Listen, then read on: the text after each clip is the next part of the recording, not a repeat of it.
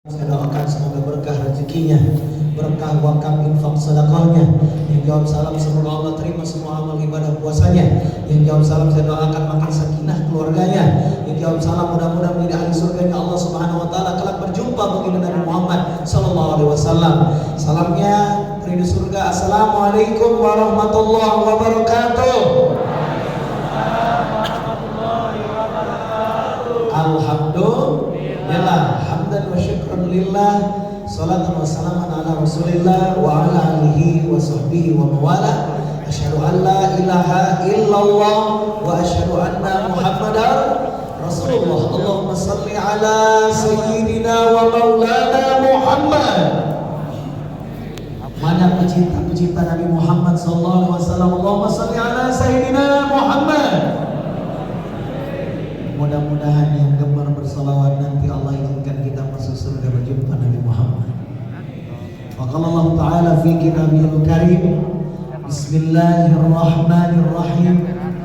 Ya ayyuhalladzina amanu taqullaha haqqa tuqatih wa la tamutunna illa wa antum muslimun. Shadaqallahul azim. Yang kami hormati Ketua Masjid Pak Haji Anda dan seluruh pengurus Masjid Darul Mutakin, rumahnya orang-orang beriman dan bertakwa yang duduk pada kesempatan malam hari ini.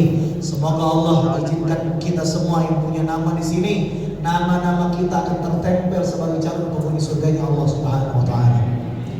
Selain bersyukur kepada Allah, bersalawat kita dalam rangka meningkatkan ketakwaan kepada Allah, mencontoh Nabi Muhammad SAW, Nabi yang menginspirasi hidup kita, Nabi yang menjadi tauladan bagi kita semua.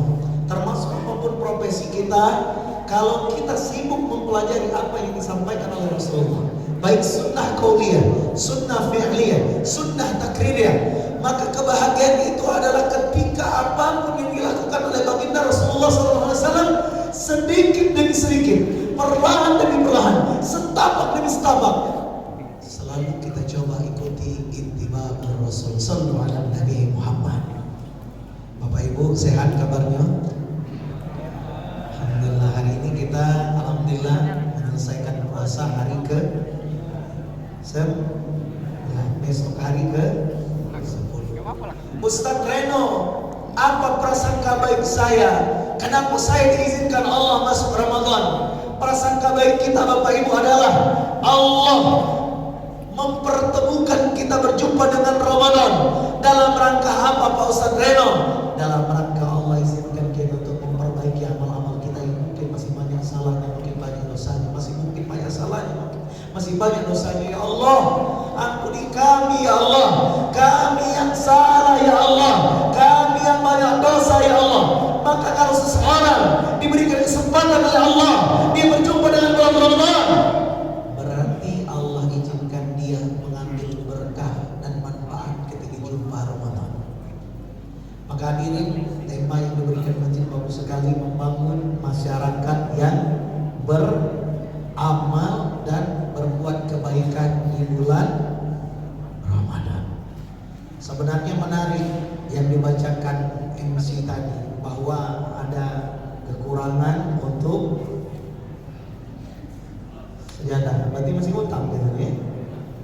Maka bapak-bapak, ibu-ibu, ini adalah kesempatan. Oh, Masya Allah, alhamdulillah. Sebelum diborong orang, pastikan kita ambil borongan ini. Masya Allah, takbir.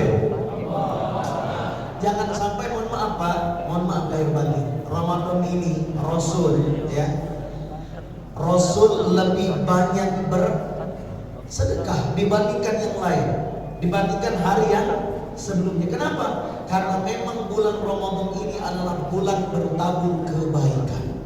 Makanya orang yang masuk ke dalam Ramadan ini, siapa yang disapa pertama kali untuk menunaikan ibadah puasa? Ya ayyuhalladzina amanu, wahai orang-orang yang beriman. Siapa orang beriman ini? Kenapa orang beriman ini kutiba alaikumusiyam, diwajibkan atas kamu berpuasa? Mohon maaf Pak, kalau orang gak punya iman, berat gak menunaikan puasa? Berat gak? Ayo Pak Ustaz, tidak baca mulu makan siang kami ini. Tidak baca makan siang. Pegawai yang muda, apa namanya, cepet capek Pak Ustaz, tak baca terlalu berat, adi aus kami Pak Ustaz. Ya Allah, maka mohon maaf Bapak Ibu, orang yang berpuasa ini bukan orang yang main-main, adalah orang yang beriman. Tapi lagi-lagi, namanya puasa adalah antara Allah dengan hambanya. Yang tahu orang itu berpuasa atau tidak hanya Allah dan hambanya. Bapak-bapak mungkin pernah ada yang sahur di rumah, pergi ke tempat pegawai, ke kantor, tempat bisnis, kita tidak pernah tahu apakah sudah makan nasi padang 2 bungkus di perjalanan. Uji bini yo ayo bacanya segernian bapak. Iyo lepuluh kita dia harus semangat puasa ini deh. Tak tahu dia letak nasi padang 2 bungkus. Wajar uji gitu ya. Masya Allah. Tapi tabarakallah. Tapi kalau bagi orang-orang beriman tak berani dia. Sekalipun dia di tempat yang sepi, tempat yang gelap, karena dia tahu ya Allah ya Sami, ya Allah ya Basir, Allah Maha melihat, Allah juga Maha mendengar. Maka kata Nabi, rubba shaimin hazzuhu min siyamihil ju' wal atas. Ada banyak orang yang puasa, tapi yang didapatkannya cuma rasa lapar, rasa haus, tidak lebih tidak kurang. Siapa orang yang puasanya cuma dapat lapar dan haus, alangkah ruginya Pak Ustaz Reno. Maka kata ulama, dia puasa jalan, tapi di saat yang sama maksiatnya masih tetap jalan. Maka yang benar aja, rugi dong, betul? Bapak Ibu, kalau saya bilang yang benar aja, jawabnya rugi dong. Baca dah. Baca dah. Contohnya siapa Pak Ustaz?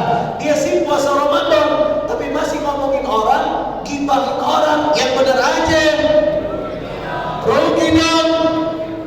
Dia sih puasa Ramadan Pak Ustaz, tapi ternyata Pak Ustaz dia prasangka buruk dengan orang, dia caci maki orang, dia hina-hina orang. Yang benar aja, dia sih puasa Ramadan Pak Ustaz, tapi ternyata yang lain sibuk baca Quran, dia cuma baca WA. Yang benar aja, yang lain ngejar Lailatul Qadar, sibuk beramal, memperbanyak sedekah, memperbanyak berinfak, dia cuma sibuk main HP, nonton TV, begadang. Yang benar aja, yang lain ngejar Lailatul Qadar, makin ujung makin semangat tarawih, makin semangat ke masjid. Yang lain udah ibadahnya paling khusyuk, paling cari cepat ibadahnya bagaimana meningkatkan ketakwaan. Lailatul Qadar berharap dapat, dia sibuk cari promo, cari diskon di mall dan pasar. Yang benar aja. Maka oleh karena itu, siapa sih Pak Ustaz yang rugi dong ini? Orang yang dijumpakan dengan Ramadan, tapi dia masih laksanakan maksiat dan dosa. Itu orang yang benar aja. Maka oleh karena itu, jangan sampai jamaah Masjid Darul Mustaqim rugi dong. Maka bagaimana Pak Ustaz? Supaya saya ini Ramadannya bukan malah minus, tapi malah kebul amal. Alhamdulillah. Maka orang yang kepengen berjuta-juta kebaikan, maka setidaknya ada 4 hal hidupnya harus sukses di Ramadan. Yang pertama, bekal sukses Ramadan, sukses ruhiyah. Orang yang sukses ruhiyah ini yang pertama. Di mana caranya sukses ruhiyah di bulan Ramadan? Salatnya dijaga, tahajudnya dijaga, baca Qurannya dijaga, istighfarnya dijaga, rajin ke masjidnya dijaga ruhiyah. Bagaimana ruh ini connect dengan Allah? Harus rajin-rajin ke taman-taman zikir, majelis yang mengingat Allah, la ilaha.